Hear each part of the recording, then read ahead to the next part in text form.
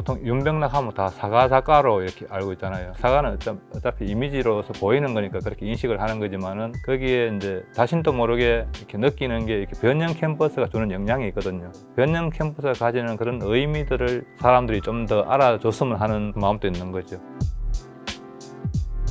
안녕하세요, 윤병락입니다.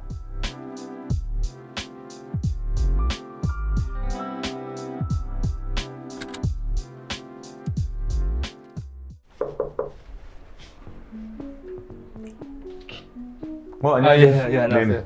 네, 오랜만입니다. 반갑습니다. 네. 작업실에 제가 처음 와요. 맨날 얘기만 듣고. 여기 작업실을 한 얼마나 계셨어요? 2010년도에 왔으니까 13년째 저부터 알죠. 예. 이게 지금 이거 작업도 하고 계시는 것 같아요. 예, 요건 지금 밑작업돼 있는 거. 밑작업돼 있는 거. 네. 이게 완성된 작업들. 예, 요거는 완성된 건데 이제 2010년도 노아랑에 전시했던 작품이고요. 이거 캔버스인가요? 지금 이거 예, 요 작품은 캔버스예요. 캔버스. 예. 근데 이렇게 또 옆에 좀 튀어나와가지고. 제 작품 특징이 이제 변형 캔버스잖아요. 배경이 없고 어떤 사물의 모양 자체가 캔버스의 모양이 되는 거니까 튀어나오면 튀어나온 대로 캔버스를 다 짜는 거죠. 어떻게 보면 더 입체적으로 보이게 하는 거잖아요. 이런 장치들 때문에 좀 더 실제같이 보이니까 사람들이 더 극사실로 자꾸 분류를 하는 것 같아요. 너무 잘 만들었어요. 네. 이거 캔버스 짜기가 힘들 텐데. 하나로 이렇게 다 한 방에 해야 되니까 캔버스 틀 자체에 홈을 파서 튀어나온 모양대로 또 합판을 만들어서 끼워 넣는 거죠. 캔버스 만드는데 최소한 하루에서 이틀 정도 시간이 걸리거든요. 그러니까요. 그리고 나서 이제 이게 예, 또 이제 들어가고. 다시 스케치해서 이제 작업 들어가는 거니까. 처음부터 그런 걸 좀 좋아하셨나요? 화가의 꿈을 가지게 된 게 초등학교 2학년 때쯤부터 화가의 꿈을 가졌는데 남들과는 뭔가 달라야 된다. 예술가 뭔가 좀 창작을 해야 된다. 남들이 하지 않은 걸 시도해야 되고 뭔가 시대를 앞서가야 되고 약간 그런 거에 대한 강박관념이 좀 있었던 것 같아요. 생긴 것도 평범하게 생겼잖아요. 도덕군자 아니면 약간 공무원 같은 어떤 그런 느낌 이미지니까 내 스스로를 가만히 생각했을 때 화가들이 몇만 명이 되는데 내가 화가로서 성공하고 먹고 살 수 있을까에 대한 고민을 대학 4학년 때 좀 이렇게 했었거든요. 만약에 우리가 그룹 등을 하면은 이제 몇십 명씩 같이 한 공간에서 전시를 하잖아요. 그랬을 때 제일 먼저 떠오르는 그림이 내 그림이 되게 해야 되겠다. 이미지, 내 그림의 어떤 이미지가 단상에 남게 해야 되겠다. 집에 가서 잠을 자려고 할 때 누우면 그 단상이 계속 남아서 잠을 못 이루게 해야 되겠다. 그런 어떤 생각을 했었어요. 제가 대학 갓 졸업하고 이제 첫 개인전 할 때도 보면은 사과가 아니고 약간 초현실주의적인 어떤 요소라든가 그림의 어떤 장식성이라든가 또 어떤 상징적인 의미 그전에 봤던 거하고는 좀 다른 뭐 특별한 게 이렇게 느껴지게끔 하고 싶었던 거. 어떻게 보면 그 욕심이 너무 과하다 보니까 화면에 튀어나왔네요. 그래서 욕심이 계속 이러다 보니까 평면적인 거는 이건 감당을 못해.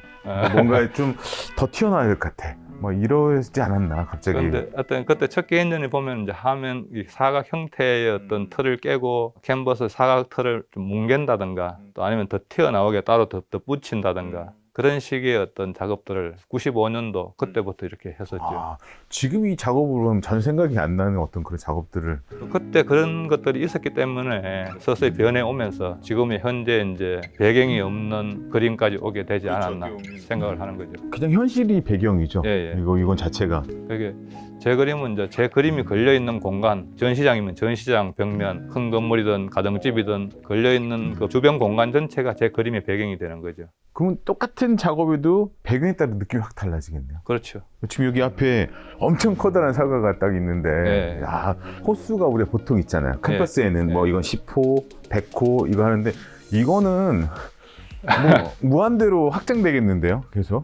사실 캔버스 안에 배경을 만드는 게 그리는 면적이 사실 더 줄어들거든요. 같은 100호면은 실제로 그리는 사과는 한 30호 크기로 그리고 나머지 배경으로 처리를 해버리면은 30호 그리고 100호가 되는데 특히 우리나라 같이 이제 호수로 어떤 작품 가격을 이렇게 책정하는 시스템에서는 아쉬운 마음이 들 때가 내 그림은 이제 배경이 없다 보니까 100호를 다 그려야지 100호가 되는 거예요. 근데 어떻게 보면 전면을 하잖아요. 예. 여기 끝에서부터 끝까지 다 그려야 되니까. 다 똑같이 예. 일정한 힘으로. 왜냐면 이 사과만 뭐 또 그런 게 아니라 다 도드라져야 되니까 어떻게 보면 이런 얘기 같은데. 예, 그렇죠. 여기 보니까 이렇게 진짜 여기 끝에서부터 이 여기까지 끝까지 다 일정하게 다 신경 써서 그림을 그려야 되니까 다 주인공이잖아요. 예, 이 풀도 나오지, 야. 그 시간이 이제 그만큼 많이 걸리는 거죠. 네네. 이번에 이제 5월에 그 전시가 있는데 그때 이 작품이 나갈 거거든요. 아, 네. 약간 이제 이런 식으로 요거 아직 완성된 건 아닌데 네네. 이제 이런 식으로 굴러 내려온 것 같이 그치.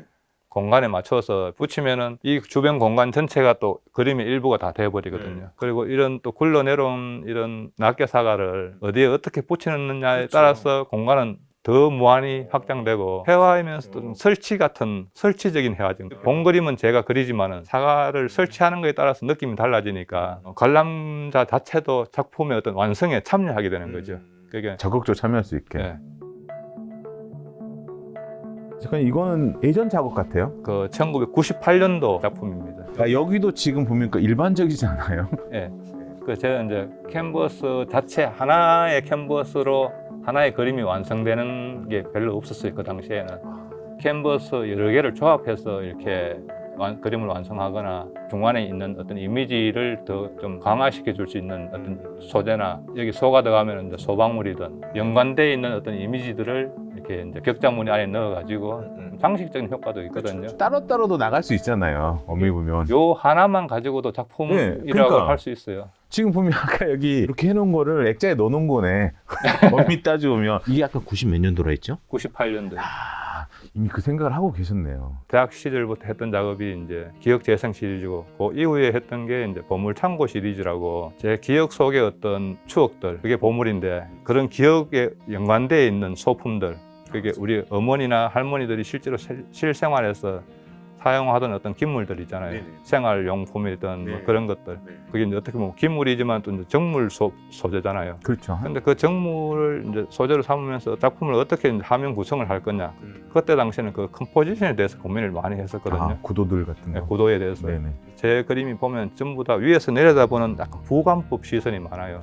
우리가 정물 하면은 이렇게 물체가 이제 겹겹이 쌓여서 어떤 공간이 만들어지면서 거리감을 나타내는데 바로 위에서 내려보면은 이렇게 물건이 겹쳐져 있는 게 안 보이잖아요. 그렇죠. 하나하나가 다 보이잖아요. 네. 그때 당시 제가 조금 이제 반감을 가졌던 게 우리가 그림에서 안 좋다고 하는 구도를 가지고도 그림이 된다는 걸 보여주고 싶었던 거죠. 그러니까 남이 안 하는 것들, 예. 하지 말라는 예, 것들을 하지 말라는 것들을 했는데 보통 우리가 무거운 거는 밑에 둬야 안정감이 있고 그렇죠. 뭐 가벼운 거는 위에 올라가야 되고 이런 삼각형 구도. 삼각형 구도. 네네. 근데 그 삼각형 구도에 역삼각형 또 그림이 된다는 걸 보여주기 위해서 화면 위쪽에 부피가 크고 무거운 것들을 올리고 밑에는 가볍고 작은 것들로 배치를 해가지고 화면의 균형을 이제 잡으면서 이렇게 해서 또 그림이 된다는 걸 보여주고 싶었던. 긴장감을 주겠죠. 예, 그렇게 하다 보니까 그림의 배경 처리에 대한 문제들이 생기거나 이렇게 고민이 자꾸 생기는 거예요. 아, 그러니까 물체의 바닥들. 예, 바닥들에 대한. 어, 처음에는 이렇게 광목 천을 깔아놓고 하면서 광목 느낌으로 이렇게 배경 처리를 했는데 배경에 대한 고민이 자꾸 생기니까 아예 배경을 한번 없애보면 어떨까. 또 그 고민을 또 하게 되는 거죠. 그래서 처음 배경을 없앤 그림이 이제 제가 주판 그림을 주판은 사각이니까 그냥 캔버스로 비율만 맞추면 되잖아, 그죠? 배경이 없어도 그림이 되는구나. 아, 라고 이제 또 그런 생각이 들더라고요. 그래서 그 이후에 이제 고가구 중에 이제 반다지라고 있거든요. 네네. 그 반다지 위에 이제 접시가 놓여 있었고 거기에 먼지가 뽀얗게 쌓여 있었는데 그걸 이제 제가 내려보는 시선으로 또 반다지 작품을 한 점을 제작을 했었거든요. 또 그렇게 해서 또 느낌이 좋은 거예요. 그래서 이제 아예 배경을 없애고 시작한 게 이제 또 접시 그림이었거든요. 캔버스를 동그랗게 만들어서 거기에 이제 과일이나 나무 가지 같은 걸 걸쳐놓고 오브제 자체가 캔버스의 형태가 되는 거는 그때 접시 그림부터 시작된 거죠. 근데 접시 작업을 하다 보니까 또 접시가 이제 큰 작품 대작하기에는 소재의 어떤 한계성이 있으니까 큰 작품을 할 수 있는 어떤 소재가 뭘 없을까 찾는 와중에 이제 이 사과 상자를 하게 된 거죠. 아, 이 사과 개짝. 예, 예. 그래서 처음에는 이제 접시 그림하고 사과 개짝하고 같이 섞어서 이제 전시에 이렇게 내고 했었는데 이 소재가 중요한 게 아니고 제가 의도하는 거는 이렇게 변형 캔버스를 통해서 그림의 공간을 확장시키는 그게 더 큰 어떤 의미가 있고 베이스에 깔려 있는 거니까 뭘 그리든 소재는 중요하지 않은 거죠. 어쩌면 이 사과 개짝이 작가님이 생각하는 모든 거를 다 가지고 있는 어떤 프레임이었네요. 예, 그렇죠. 딱 보고 났을 때. 예. 사과를 하면서도 또 그 중간에 이제 2010년도쯤 환경에 대해서 약간 이슈가 됐던 적이 있거든요. 네. 그때 그 환경에 대해서 생각을 하면서 이 사과도 어차피 기온에 따라서 이제 재배지가 달라지는데 우리나라도 얼마 후에는 사과 재배할 곳이 없어질 수 있겠다. 사람들에게 경각심을 일깨워주기 위해서 그때 내셔널 지오그래픽을 이용한 그런 환경에 대한 작업들을 좀 했었거든요. 내셔널 지오그래픽 책 위에 사과를 올려놓고 이제 사과는 이제 어떻게 보면은 인간의 욕망이라든가 이런 걸 이제 생각을 하면서 아담과 이브의 예, 그런 그렇죠. 선악과처럼. 그렇죠. 요 그림 같은 경우에 이제 지금 내셔널 지오그래픽 책이 이제 올려져 있는 2010년도 작품인데 요거는 이제 복제돼지 유전자 조작에 의해서 복제돼지 만들어냈을 때 그것도 어떻게 보면 인간의 필요에 의해서 뭔가 자연의 섭리를 거스르는 거잖아요. 그럼 이 한입문 사과는 아니 뭐죠? 쪽에서 한입문. 지금은 이제 한입문 사과는 거의 그리지 않는데 초창기에는 붉은 사과를 그리면은 화면 전체가 다 빨갛잖아요. 그렇죠. 그랬을 때 또 색들도 다 강하고 그랬을 때 이제 화면 자체에 어떤 숨 쉬는 공간을 두기 위해서 색을 뺄 수 있는 흰색이라든가 그런 것들을 주기 위해서 이제 광목천을 걸친다든가 아니면 농부들이 일하다가 이렇게 툭 던져놨는 그런 느낌으로 사과 상자에 수건이 걸쳐져 있는 그런 것들도 작업을 많이 했었는데 그때 반쪽 사과도 사실은 화면 구성에서 어떤 숨쉴 공간을 만들어주기 위한 어떤 그런 요소로서 이제 흰 부분들, 밝은 부분들을 만들어 놓은 거거든요.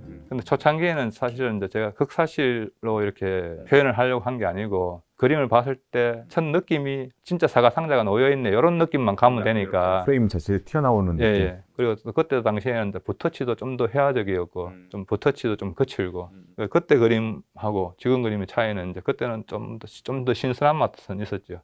좀 더 회화적이고 근데 지금은 이제 조금 더 익었다고 할까? 약간 완숙된 느낌이 좀 더 드는 거죠. 아 그때 사과는 이제 막 했나 보죠. 이건 좀 놔뒀다 익어가는 사과. 예, 네. 한 20년쯤 하니까 그러니까 사과가 숙성됐죠, 숙성. 네. 네. 그럼 어떤 그 프레임 만드는 것도 한번 볼 수 있을까요? 예, 한번 목공실 한번 가보시죠. 아, 네네.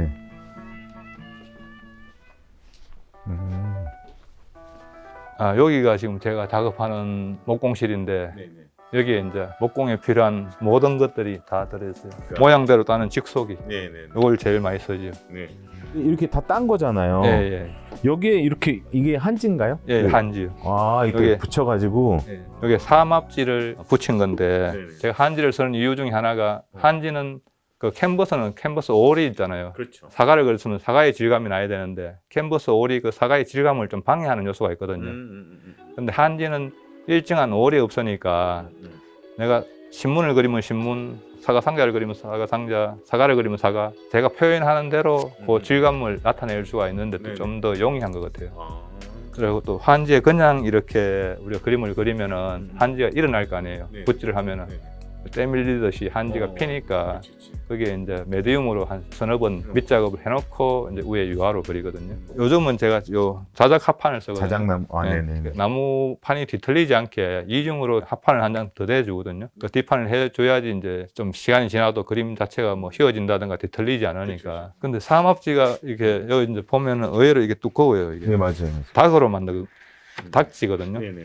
그러니까 이게 찢어도 사실 잘 안 찢어질 정도로 그렇지. 두께도 있고 이게 보관만 잘하면은 뭐 오래 가는 게 이 한지니까 뭐 한지 우리가 이제 그거는 천년 간다고 천년 하잖아요. 간다고 네, 하니까 네. 이미 이거는 뭐 사실 다 이제 그 검증된 것들이니까. 네, 그렇죠. 좀 더 이제 우리가 작가님이 지금 이렇게 익어가는 얘기들을 좀 앉아서 또 하면 더 좋을 것 같아요. 할 이야기는 많을 것 같아요. 아, 네. 이미 충분히 한 것 같은데 우리 좀 더 깊이 들어가고. 예, 알겠습니다. 그때 당시 첫 애가 2~3살 정도 되었을 때거든요. 애하고 와이프는 처갓집으로 이제 보내고 현금 서비스로 한 매달 한 700만 원, 800만 원씩 카드 돌려막기를 한 7~8년을 했거든요. 한 달이 너무 빨리 돌아오는 거예요. 한 달이. 그 카드 결제일이 되다 보면 맞아요. 입이 바짝바짝 마를 정도로 좀 힘든 시기였는데